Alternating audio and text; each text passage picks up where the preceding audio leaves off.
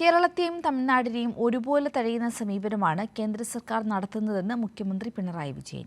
സാമ്രാജ്യത്വ അധിനിവേശത്തെ ചെറുത്ത ചരിത്രമാണ് രാജ്യത്തിനുള്ളതെങ്കിൽ ഇന്ന് അത്തരക്കാരെ അനുസരിക്കുന്ന സമീപനമാണ് രാജ്യം ഭരിക്കുന്ന സർക്കാർ സ്വീകരിക്കുന്നതെന്നും സ്ത്രീ സ്വാതന്ത്ര്യം അർഹതയെന്ന് പറയുന്ന ആളുകളാണ് കേന്ദ്രത്തിലെന്നും മുഖ്യമന്ത്രി പിണറായി വിജയൻ. അഖിലേന്ത്യാ ജനാധിപത്യ മഹിളാ അസോസിയേഷന്റെ തമിഴ്നാട് സംസ്ഥാന സമ്മേളനത്തിന്റെ പൊതുസമ്മേളനം ഉദ്ഘാടനം ചെയ്ത് സംസാരിക്കുകയായിരുന്നു അദ്ദേഹം. അഖിലേന്ത്യാ ജനാധിപത്യ മഹിളാ അസോസിയേഷൻ തമിഴ്നാട് സംസ്ഥാന കമ്മിറ്റിയുടെ 17ാമത് സമ്മേളനമാണ് മാർത്താണ്ഡത്ത് വെച്ച് നടന്നത്. പൊതുസമ്മേളനത്തിന് മുന്നോടിയായി ആയിരങ്ങൾ റാലിയിൽ അണിനിരന്നു. പൊതുസമ്മേളനം മുഖ്യമന്ത്രി പിണറായി വിജയൻ ഉദ്ഘാടനം ചെയ്തു.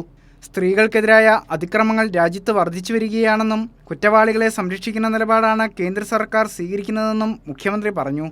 സ്ത്രീ സ്വാതന്ത്ര്യം അർഹത എന്നുദ്ഘോഷിക്കുന്ന ആശയ സംഹിതയെ ആരാധിക്കുന്നവരാണ് രാജ്യത്തിൽ അധികാരത്തിലിരിക്കുന്നത്.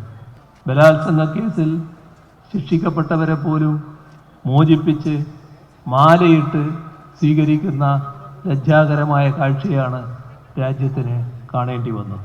ഇടതുപക്ഷ പ്രസ്ഥാനങ്ങളാണ് സ്ത്രീകളുടെ അവകാശ പോരാട്ടങ്ങൾക്ക് എന്നും പിന്തുണ നൽകിയിട്ടുള്ളത്. GST നിരക്കിലെ മാറ്റം സംസ്ഥാനങ്ങൾക്ക് വലിയ പ്രതിസന്ധി സൃഷ്ടിക്കുമെന്നും കേരളവും തമിഴ്നാടും ആവശ്യപ്പെട്ടതൊന്നും നൽകാൻ കേന്ദ്ര സർക്കാർ തയ്യാറായില്ലെന്നും മുഖ്യമന്ത്രി വിമർശിച്ചു. GST നിരക്കുകളിൽ മാറ്റം വന്നിരിക്കുന്നു. വലിയ തിരിച്ചടിയാണ് സംസ്ഥാനങ്ങൾക്ക് ഇതിൻ്റെ ഭാഗമായി സംഭവിക്കുന്നത്. സാധാരണഗതിയിൽ ആ മാറ്റങ്ങൾ വരുത്തേണ്ടത് GST കൗൺസിലാണെങ്കിൽ ഇവിടെ പ്രധാനമന്ത്രി തന്നെ പരസ്യമായി പ്രഖ്യാപിക്കുന്ന നിലയാണെടുത്തത്. നിരക്ക് മാറ്റങ്ങൾ സംബന്ധിച്ച് കേരളവും തമിഴ്നാടും അടക്കമുള്ള സംസ്ഥാനങ്ങൾ ഉന്നയിച്ച വിഷയങ്ങൾ ഒന്നുപോലും പരിഗണിക്കാൻ തയ്യാറായിട്ടില്ല. തീവ്ര വോട്ടർ പട്ടിക പരിഷ്കരണം കേരളത്തിൽ നടപ്പിലാക്കാൻ കേന്ദ്രം തിടുക്കം കാണിക്കുകയാണെന്നും ഇതിന് പിന്നിൽ ദേശീയ പൗരത്വ നിയമം നടപ്പിലാക്കാനുള്ള ഗൂഢതന്ത്രമാണെന്നും മുഖ്യമന്ത്രി ആരോപിച്ചു. ഇപ്പോഴത്തെ കാലത്ത് ഈ ഘട്ടത്തിൽ തിടുക്കപ്പെട്ട് വോട്ടർ പട്ടികയുടെ തീവ്ര പുനഃപരിശോധന നടത്താൻ തീരുമാനിച്ചിരിക്കുകയാണ്. 2003 ശേഷം ജനിച്ചവർ മാതാപിതാക്കളുടെ ജനനത്തീയതി തെളിയിക്കുന്ന രേഖകളടക്കം ഹാജരാക്കി പൗരത്വം തെളിയിക്കണമെന്നാണ് നിർദ്ദേശിച്ചിട്ടുള്ളത്.